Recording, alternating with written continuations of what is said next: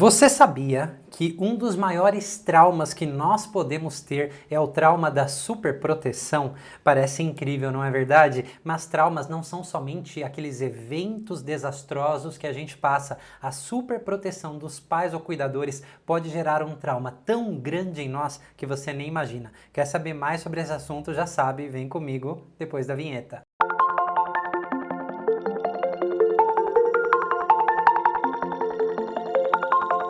Olá, se você não me conhece ainda, aqui é Manuel Augusto, sou fundador do Núcleo Terapêutico Sinapse, sou desenvolvedor da metodologia MIRI, Metodologia Integrativa de Reconexão do Eu. Metodologia essa que engloba mais de 16 abordagens terapêuticas diferentes, entre elas o campo da psicologia pré e perinatal, abordagens de cura e resolução de traumas e estresse pós-traumático, o campo das constelações familiares, o trabalho sistêmico e familiar de Virginia Satir, entre muitas outras abordagens.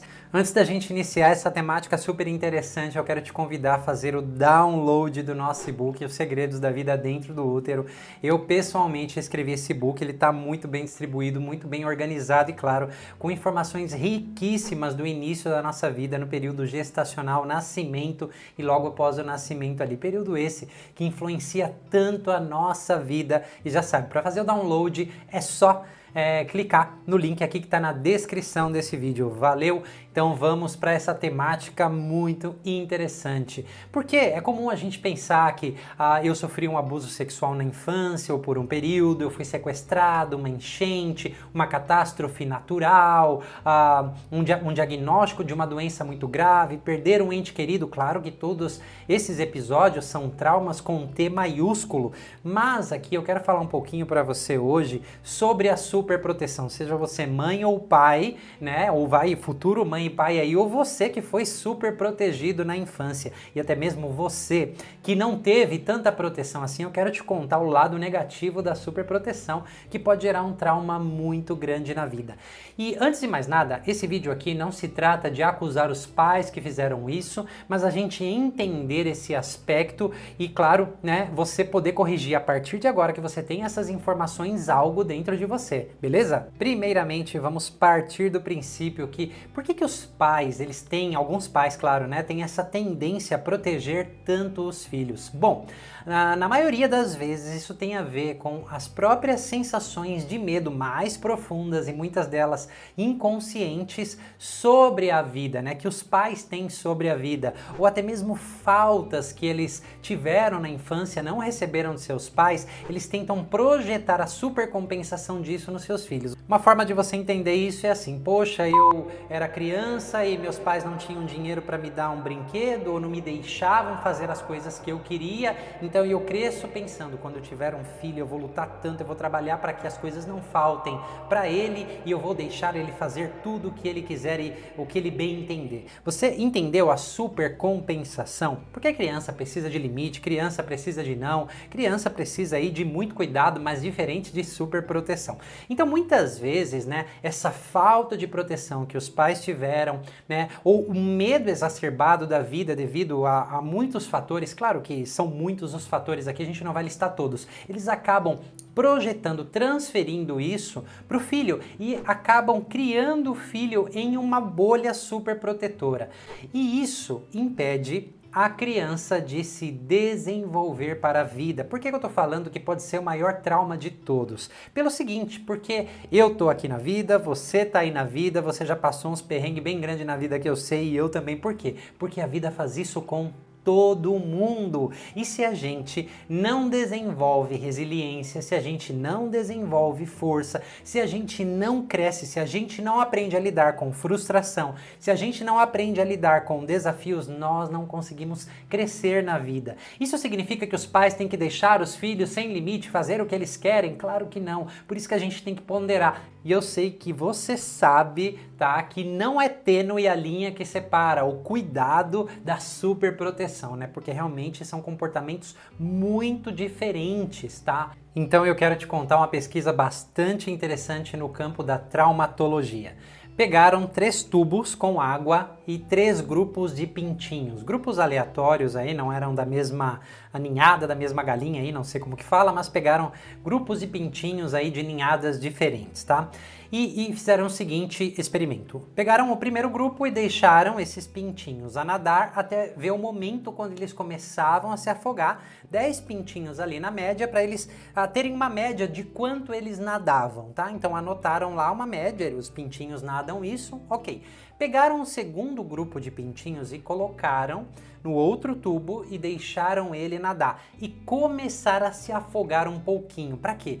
Para gerar uma circunstância traumática. Então o pintinho lá estava cansando-se, lutando pela vida ali, pela sobrevivência. Quando ele começava a se afogar, eles tiravam esse pintinho e colocavam fora ali do tubo com água.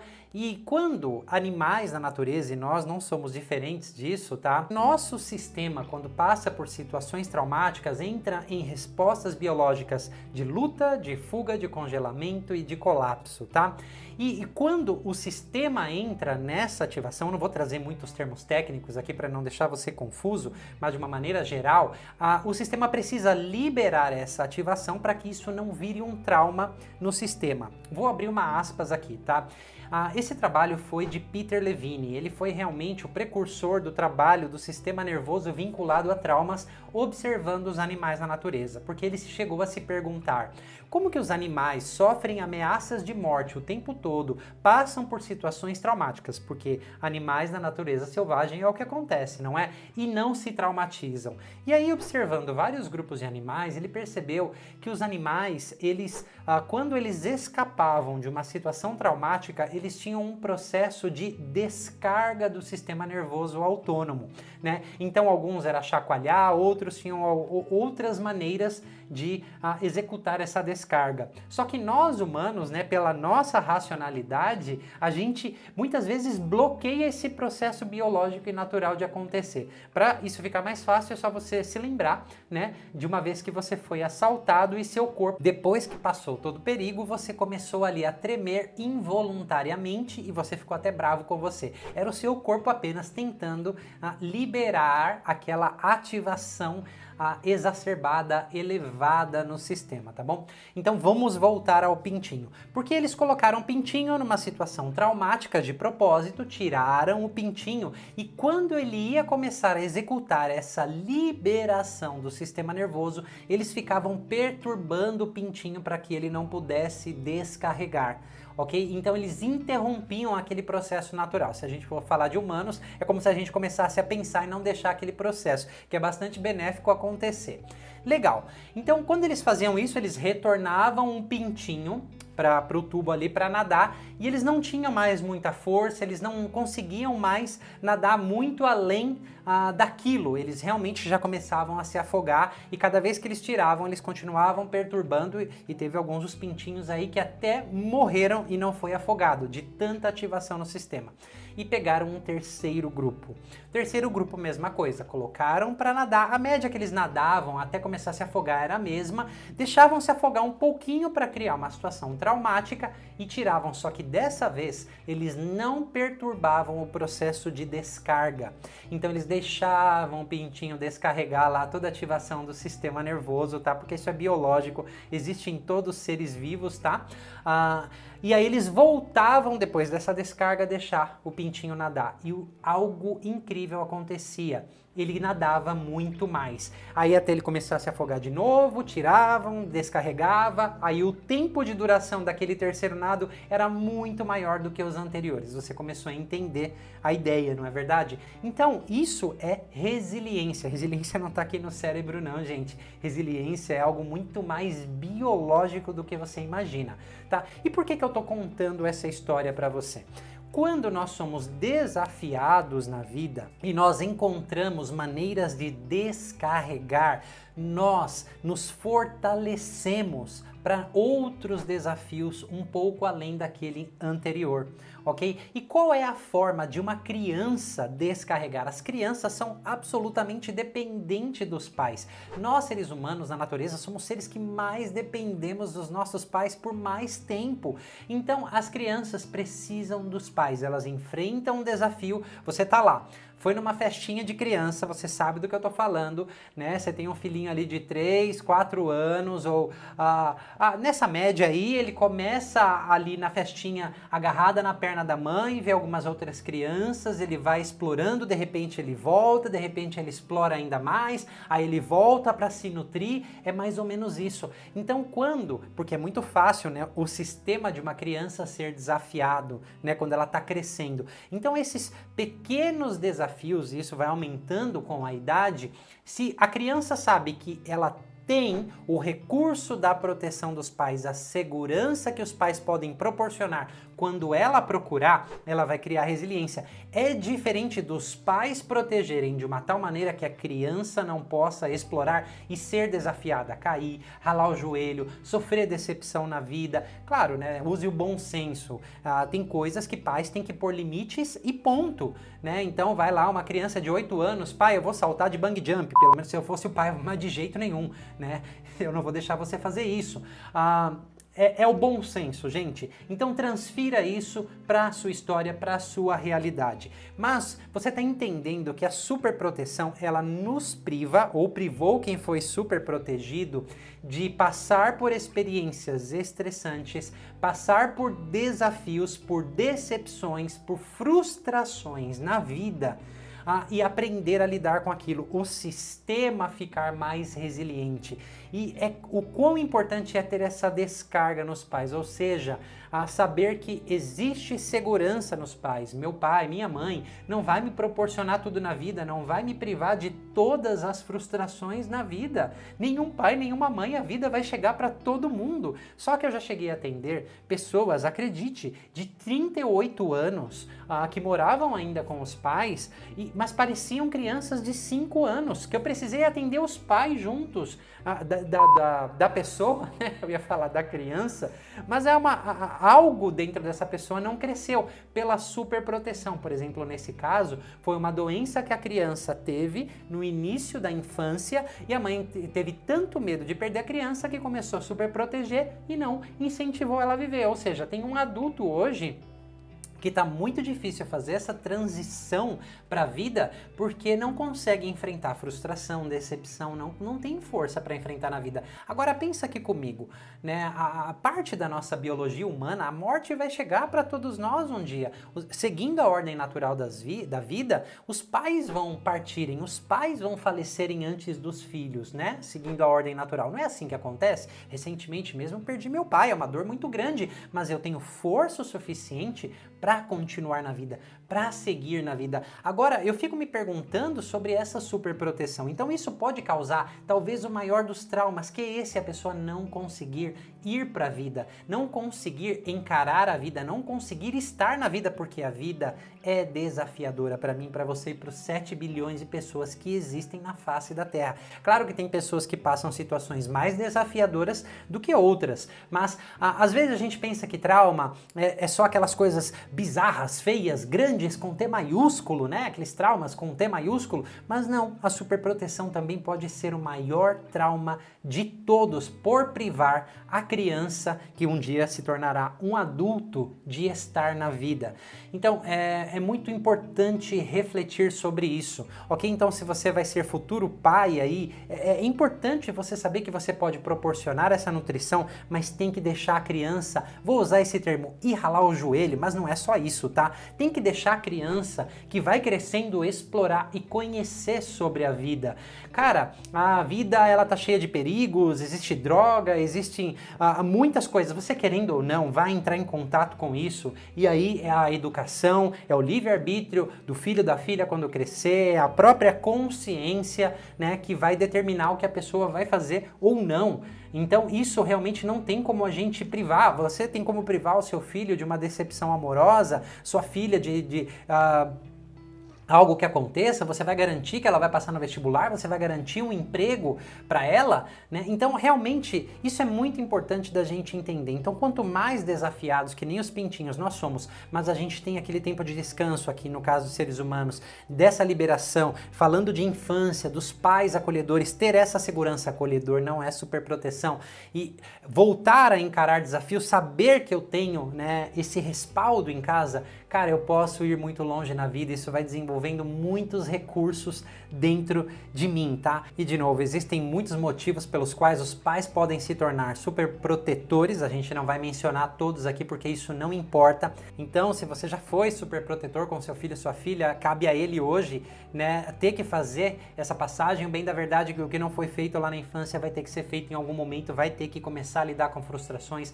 vai ter que começar a lidar com decepções. Vai ser mais difícil? Vai ser mais difícil, tá? Se você tem filhos aí pequenos, você já pode agregar esse aprendizado.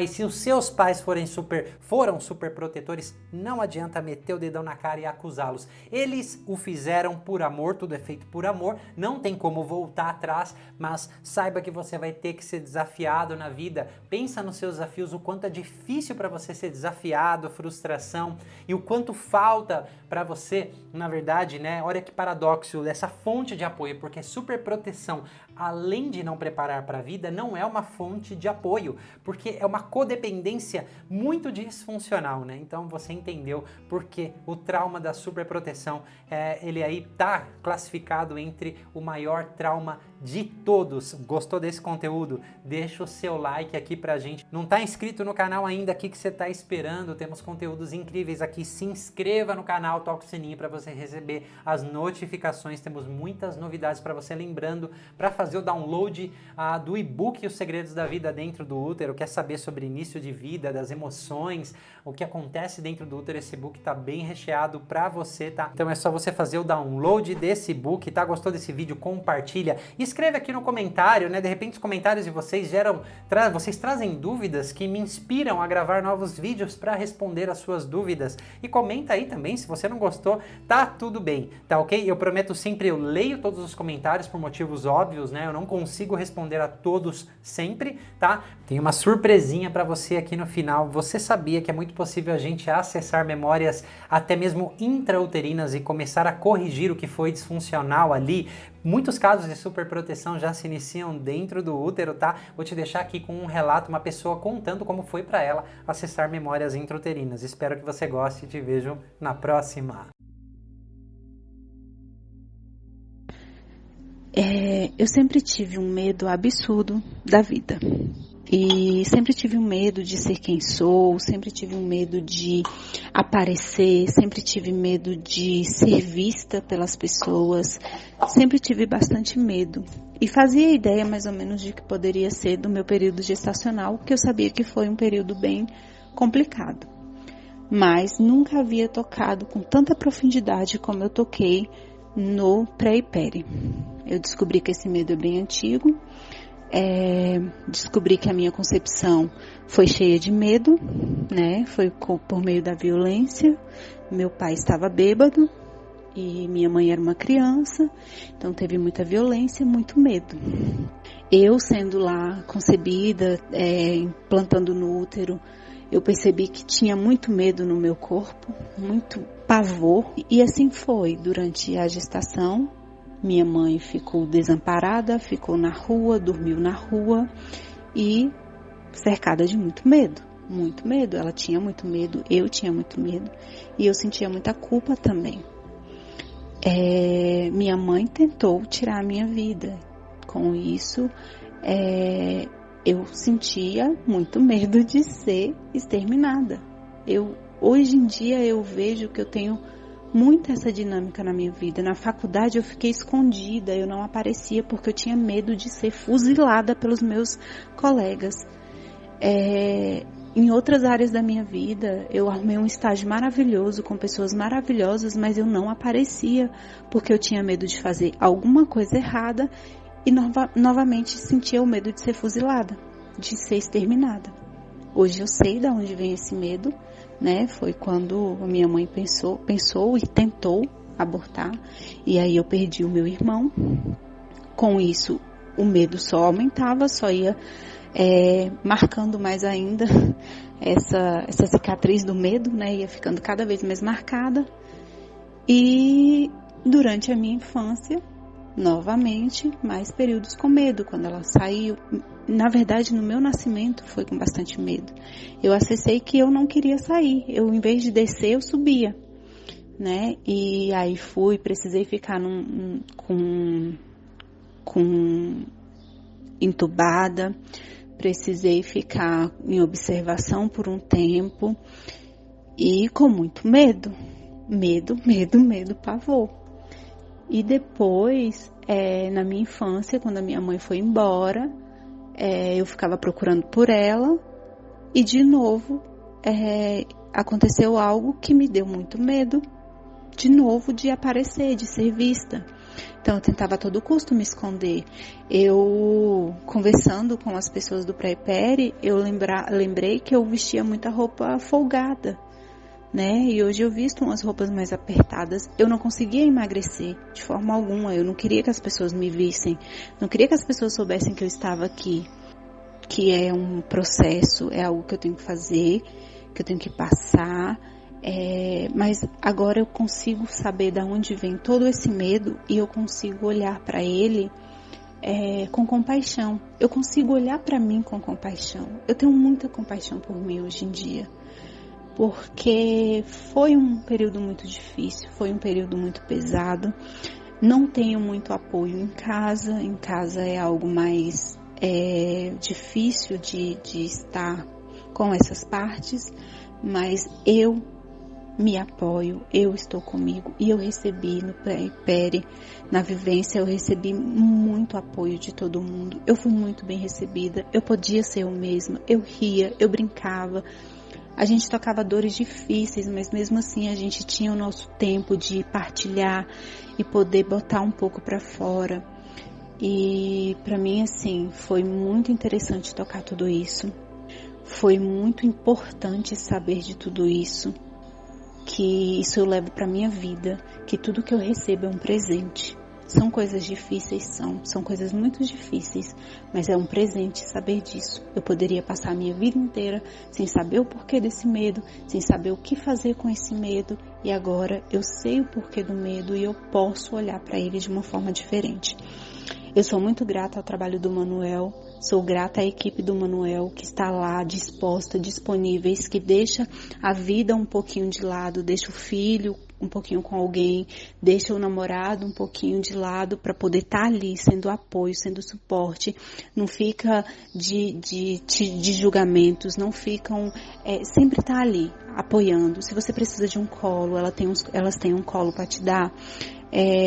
O Manuel, com toda a sua delicadeza, com todo o seu cuidado, ele toca coisas muito difíceis, muito densas, mas ele está ali com a presença dele, com a presença firme, com a presença compassiva. E isso para mim foi o que mais me tocou no Pré-Peri, porque eram dores difíceis, eram dores pesadas, mas eu não estava sozinha. Eu tinha muito apoio, tinha apoio do meu grupo, eu tinha apoio das pessoas que estavam ali também para se curar, e tinha o apoio da equipe e o apoio do Manuel. O que eu vivi no útero foi algo pesado, algo difícil, mas que para mim, saber de tudo isso hoje é um presente, porque hoje eu posso cuidar dessas partes com o devido cuidado, não de qualquer maneira, não querendo eliminar, não querendo me exterminar, mas com muito cuidado, com muito carinho, com muita atenção.